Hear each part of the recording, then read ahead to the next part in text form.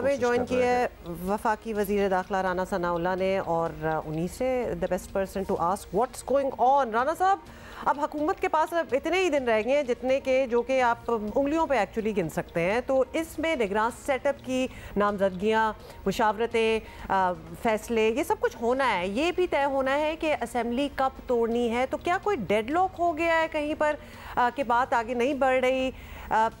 हम यही पूछना चाह रहे हैं कि ताख़ीर किस वजह से है?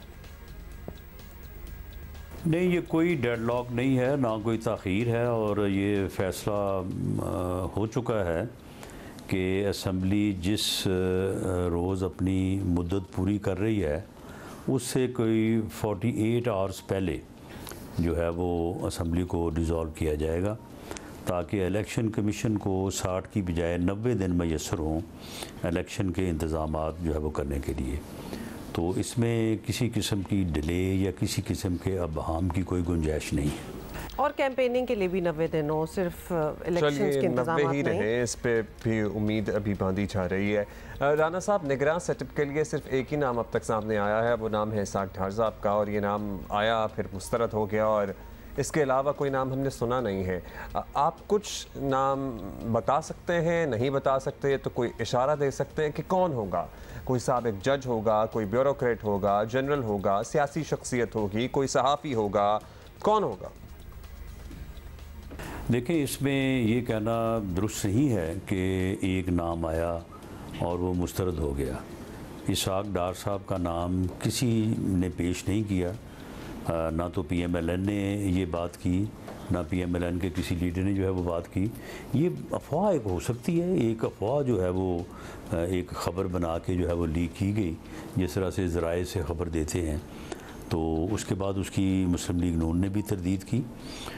ये ज़रूर है कि ये तजवीज़ जो है ये अंडर डिस्कशन है कि भाई एक केयर टेकर सेटअप में वज़ीर आज़म जो है वो क्या कोई टेक्नोक्रेट के अलावा कोई और नहीं हो सकता, कोई साबिक ब्यूरोक्रेट या जो है वो जज के अलावा कोई सियासतदान नहीं हो सकता। लेकिन इसके ऊपर कोई कंसेंसस या कोई फ़ैसला नहीं हुआ। अगर ये फ़ैसला हुआ कि सियासतदान हो सकता है तो फिर यकीनन वो इसाक डार साहब भी हो सकते हैं, और इसाक डार साहब जैसा कोई और सियासतदान भी हो सकता है, किसी और जमात के किसी भी कोई लीडर जो है वो हो सकता है। और अगर इसके ऊपर कंसेंसस नहीं होता तो फिर जो है वो यकीनन कोई साबिक ब्यूरोक्रेट हो सकता है, साबिक जज हो सकता है।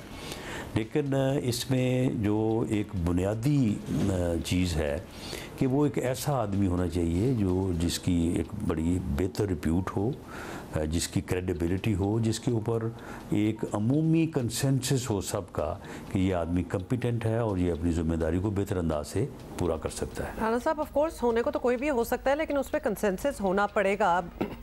अगर इसाक डार को दूसरी पार्टी नहीं मानेगी तो उनका कोई बंदा होगा, क्या आप लोग मानेंगे? तो ये बात अब चलती रहे, इससे बेहतर ही होता है फिर कि कोई टेक्नोक्रेट या ब्यूरोक्रेट हो जाए। इन एनी केस पूछना आपसे ये है कि हुकूमत जाते जाते मईशत की बहाली का क्रेडिट तो ले रही है, लेकिन अमन व अमान की सूरत हाल जो है वो तशवीशनाक है। Definitely everybody can see it. ख़ास तौर पर अगर देखा जाए खैबर पख्तूनख्वा में हालात कंट्रोल में नहीं लग रहे। हालात बिगड़े कैसे, ये आपसे पूछना चाहते हैं, और संभालना मुश्किल क्यों हो गया? देखें, अमन व अमान की सूरत हाल अगर स्पेसिफ़िक मानी में लें तो ये नहीं कहा जा सकता कि अमन व अमान की सूरत हाल जो है वो दुरुस्त नहीं है।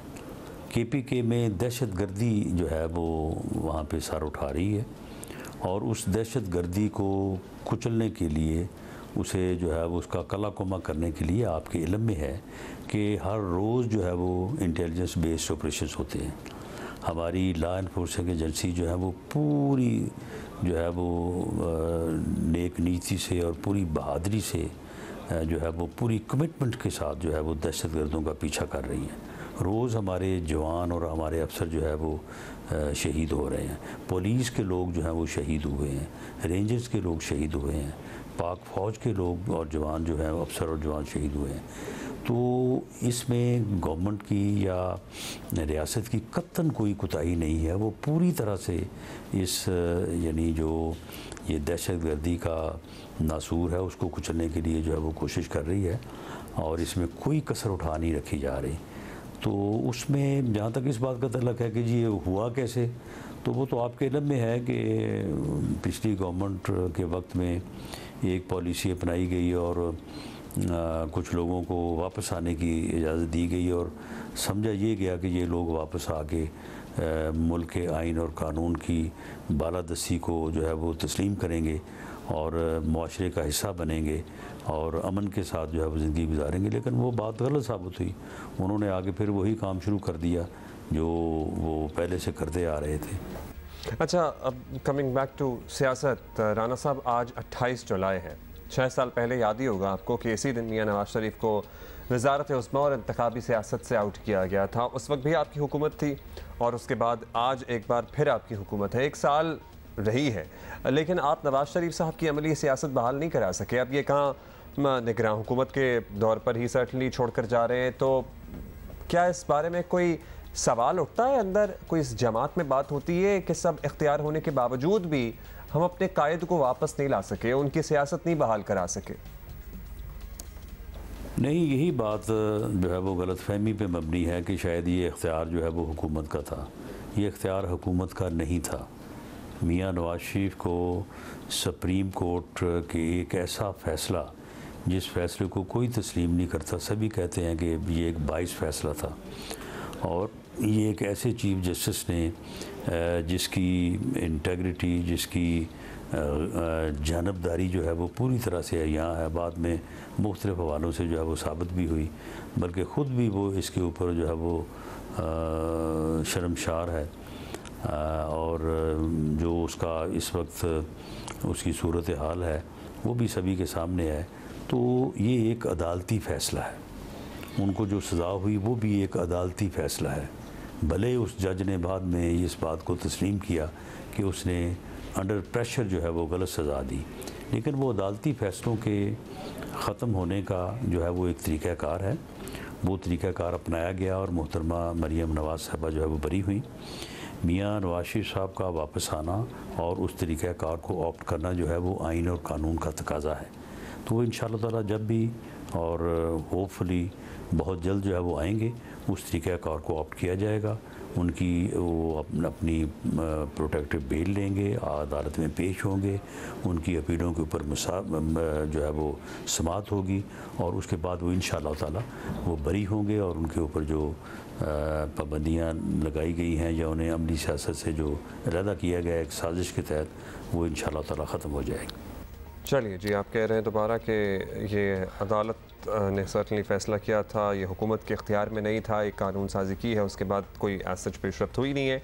अब आप फिर पुरुम्मीद हैं एक मरतबा फिर कि वो आएंगे, प्रोटेक्टिव बेल लेंगे और उसके बाद अपने मामलात को आगे बढ़ाएंगे। तो लेट्स सी कब आते हैं। वैसे बीच में कहीं 14 अगस्त की तारीख भी आई थी, बट आई फील कि सितंबर से पहले तो नहीं हो पाएगा। ऑब्वियसली अगर कैंपेनिंग होनी है और इलेक्शंस भी आ रहे हैं तो अब ना आए तो then there is no point in coming back. वैसे पता है क्या, बस एक लेट्स सी कि ऐसा ना हो, कहीं ऐसा ना हो कि अल्लाह करे कि 90 दिन में इंतखाबात हो जाएं और इंतखाबी प्रोसेस और पर्टिकुलरली जमहूरी प्रोसेस आगे बढ़े, क्योंकि हम तो यहाँ पर जितने भी सहाफ़ी लोग होते हैं वो तो यही चाहते हैं कि जमहूरियत का तसलसल बरकरार रहे और यही इलेक्टोरल प्रोसेस है जिसके ज़रिए अवाम अपना फैसला सुना सकते हैं। लेकिन हम भी पुरुम्मीद हैं कि ऐसा होगा। हम पुरुम्मीद हैं, बिल्कुल हैं, हम पुरुम्मीद हैं, हम हैं पुरुम्मीद।